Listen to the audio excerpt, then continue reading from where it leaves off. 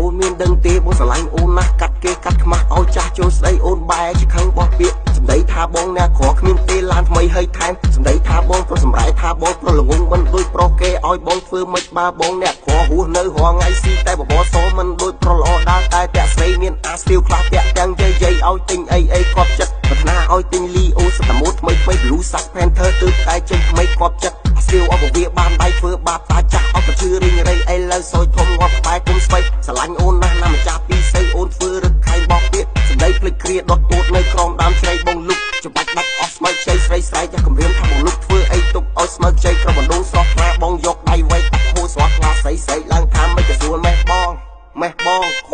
មិនយូរប៉ុន្មានអូនក៏មានកូនបងក៏ភៀសខ្លួនទៅនៅស្រុកថៃតែបងមិនភ្លេចទេនៅស្រុកពីសីបងតែងលោកលៃជួបអូនគ្រប់ពេលបងផ្ញើលុយកាក់ឲ្យកូនចៃដែរបងទិញលីអូដាក់ចូលក្នុងកដោបងទិញដាច់ផ្កាផ្ញើទៅជាវ៉ាទិញសុំអនាម័យសឹកពុកមកខ្លាស្រីឡើងថាខ្វះសាឡេអនាម័យខ្វះភាពកក់ក្ដៅក្នុងពេលរៀបត្រីឲ្យបងធ្វើម៉េចបើបងនៅឆ្ងាយបើជួបឆំឆាយទៅចំណាយពេលយូរតែបង្ខំតស៊ូតតែបានជួបស្រីអីលើអ្វីក៏ត្រូវបានសំរេចសូមអូនដល់កំភ្លេចនៅរាត្រីយប់នឹងទៅដល់ពេលថ្ងៃឃើញស្រីទៅបងចាប់បាក់បលឹងព្រួលទៅលើក្រែឃើញអូនមកមាត់បុកខំស៊ូស្វាខ្លាចស្រីពុំងាយអូនរងាខ្លួនប្រានអូនសួរបងថាចង់បានប្រមាណបុកឆ្លោយស្មានចង់មកយក4ដងខ្លួនទល់នឹងខ្លួនមាត់ទល់នឹងមាត់សុំអូនកុំគាត់ណាស់ទៅជាវ៉ាក្រឡាប់កាប់ងាឃ្លីខ្លួនម្ដងម្នាក់សុំអូនកុំភ្ញាក់ពេលតែត្រូវខ្លាំងលន់សូផាំងផ្លុក